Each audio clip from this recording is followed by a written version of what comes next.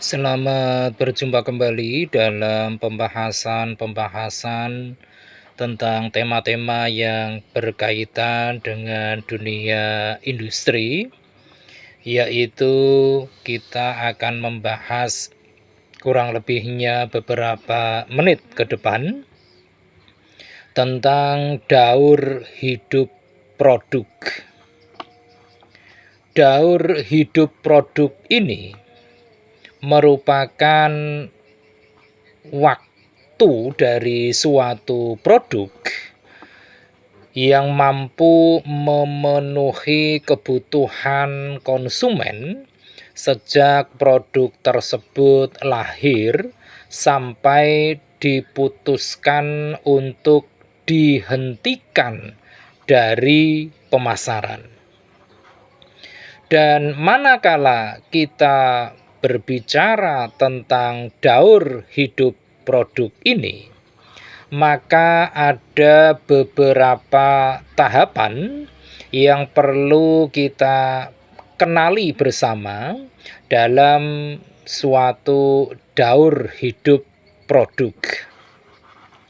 Adapun untuk tahapan-tahapan yang perlu kita pahami bersama, yaitu yang pertama adalah tahapan perkenalan, atau dalam bahasa bisnisnya yaitu tahapan introduction. Pada tahapan perkenalan ini belum ada laba yang diraih oleh suatu perusahaan karena masih banyaknya biaya yang dikeluarkan untuk memperkenalkan produk-produk tersebut. Pada tahapan perkenalan ini pula, barang ataupun produk mulai dipasarkan dalam jumlah yang besar, walaupun volume penjualannya belumlah tinggi. Produk-produk yang dijual biasanya merupakan produk-produk yang memang betul-betul baru. Ini adalah tahapan pertama dari daur hidup suatu produk, yaitu tahapan perkenalan. Kemudian tahapan yang kedua yaitu tahapan pertumbuhan atau growth. Dalam tahapan pertumbuhan ini ada kemungkinan karena permintaan telah mengalami peningkatan dan masyarakat pun telah mengenali produk-produk tersebut, maka aktivitas promosi yang dilakukan oleh perusahaan tidaklah seagresif pada tahap-tahap perkenalan ataupun introduction seperti pada tahapan pertama tadi. Pada tahapan pertumbuhan ini, kompetitor juga telah memasuki pasar, sehingga dalam tahapan ini pun tingkat persaingan akan menjadi lebih ketat lagi. Ini adalah tahapan kedua. Kemudian tahapan ketiga yaitu tahapan kedewasaan ataupun maturity. Tahapan kedewasaan ataupun maturity ini merupakan suatu tahapan dari daur hidup produk di mana telah terjadi penurunan dalam pertumbuhan penjualan. Yang mana hal ini karena produk-produk tersebut telah mencapai penerimaan dari sebagian besar pembeli potensial. Dalam hal ini, laba yang dihasilkan sebagian besar pembeli potensial masih bisa stabil. Akan tetapi bisa juga mengalami penurunan. Di mana hal ini karena adanya peningkatan pengeluaran untuk biaya pemasaran untuk mempertahankan produk-produk tersebut dalam posisinya. Ini adalah tahapan ketiga. Dan tahapan yang keempat yaitu tahapan penurunan ataupun decline. Tahapan penurunan ataupun decline ini merupakan suatu tahapan di mana penjualan telah menunjukkan adanya tren penurunan dan laba pun dalam hal ini dengan sendirinya pun akan mengalami penurunan pula. Pada tahapan ini akan banyak ditandai dengan adanya penurunan kecepatan pertumbuhan penjualan. Apabila produk yang lama tidak segera ditinggalkan tanpa ada upaya untuk mengganti dengan produk-produk baru, maka perusahaan hanya dapat beroperasi pada pasar tertentu yang tentunya ini sangatlah terbatas. Itulah beberapa tahapan yang harus dilewati dalam daur hidup satu produk. Kemudian ada beberapa hal yang dapat dilakukan dalam rangka memperpanjang daur hidup suatu produk. Dari beberapa hal tersebut, yang pertama adalah perusahaan dapat meningkatkan frekuensi penggunaan dengan menawarkan manfaat-manfaat tambahan yang bisa dinikmati oleh konsumen. Ini yang pertama. Kemudian yang kedua adalah perusahaan dapat melakukan modifikasi atas produk-produknya dan bisa dilakukan dengan meningkatkan kualitas produk dan juga bisa pula dengan disertai perbaikan kemasan. Kemudian yang ketiga, untuk memperpanjang daur hidup produk ini, perusahaan juga dapat melakukan langkah-langkah identifikasi konsumen baru dengan memperkuat target konsumennya. Dan yang keempat, perusahaan dalam hal ini haruslah mampu untuk menemukan penggunaan atas manfaat lain dari produk-produk yang ditawarkannya. Ini adalah beberapa hal yang bisa diambil oleh perusahaan dalam rangka untuk memperpanjang daur hidup dari suatu produk. Nah, kalau kita berbicara tentang daur hidup dari suatu produk ini, maka ada hal penting yang perlu juga mendapatkan perhatian. Salah satu hal penting tersebut adalah bagaimana perusahaan itu melakukan suatu inovasi. Lebih utama lagi, inovasi tersebut ditujukan dalam rangka pengembangan produk-produk baru. Dan proses dari pengembangan produk baru ini ada suatu tahapan-tahapan tertentu yang bisa dilalui oleh suatu entitas bisnis, di mana proses tersebut yaitu yang pertama adalah pencarian ide.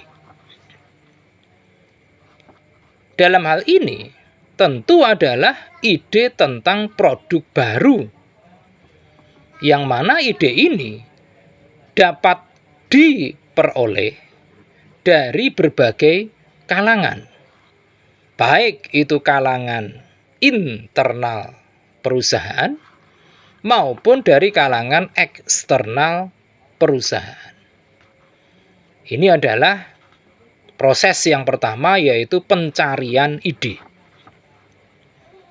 Kemudian yang kedua adalah memilih ide-ide yang ada.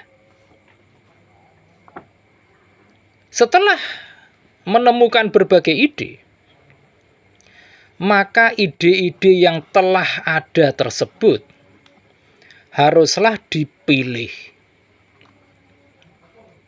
untuk mendapatkan ide yang paling realistis untuk dikembangkan lebih lanjut. Ini yang kedua. Kemudian proses pengembangan produk baru yang ketiga, yaitu menganalisis bisnis. Dalam menganalisis bisnis ini, perusahaan haruslah mampu untuk memprediksi tentang potensi pasar. Yang mana prediksi ini sangat-sangat diperlukan untuk mengetahui tentang kondisi pasar. Jika perusahaan itu merasa memiliki keyakinan yang sangat tinggi bahwa produk tersebut akan dapat memberikan laba dan mampu menutup biaya, maka ide-ide tersebut dapat dikembangkan ke tahap berikutnya, yaitu tahapan pengembangan produk. Nah, di dalam tahapan pengembangan produk ini, perusahaan dapat mengembangkan suatu model bagi produk yang akan dikembangkan dan kemudian dilakukan pengujian untuk melihat kelayakan atas pembuatan produk tersebut dalam skala besar. Setelah melewati tahapan pengembangan produk ini, maka perusahaan haruslah melanjutkannya ke tahap berikutnya ataupun tahap kelima, yaitu tes pemasaran.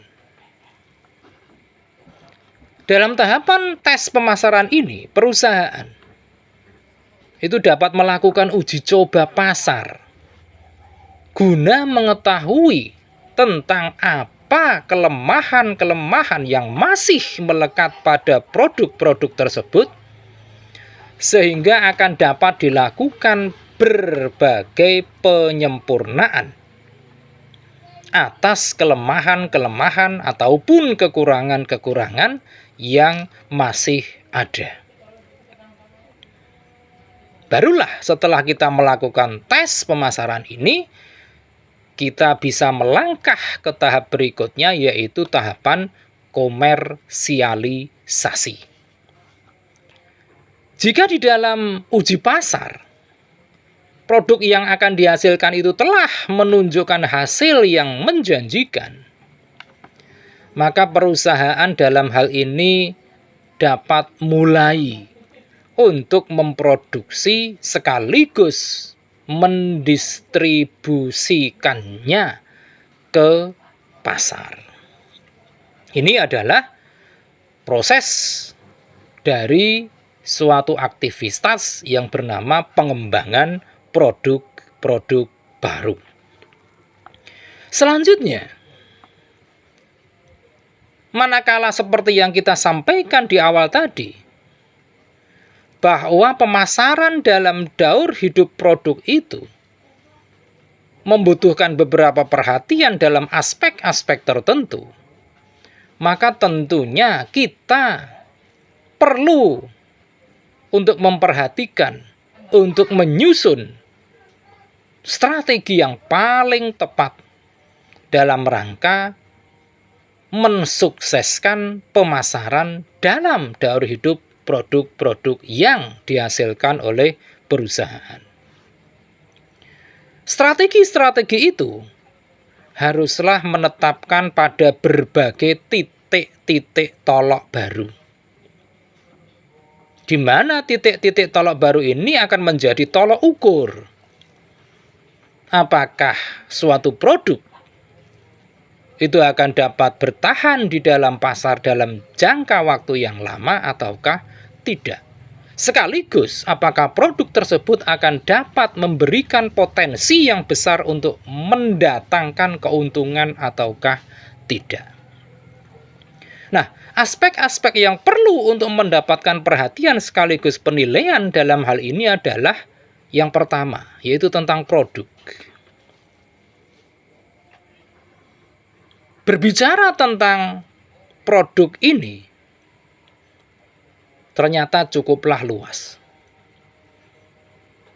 Mulai dari tentang jumlah barang ataupun jasa yang akan ditawarkan perusahaan ke pasar, tentang pelayanan khusus yang ditawarkan oleh perusahaan untuk mendukung penjualan atas barang maupun jasanya, dan juga tentang bentuk dari barang ataupun jasa yang ditawarkan oleh perusahaan.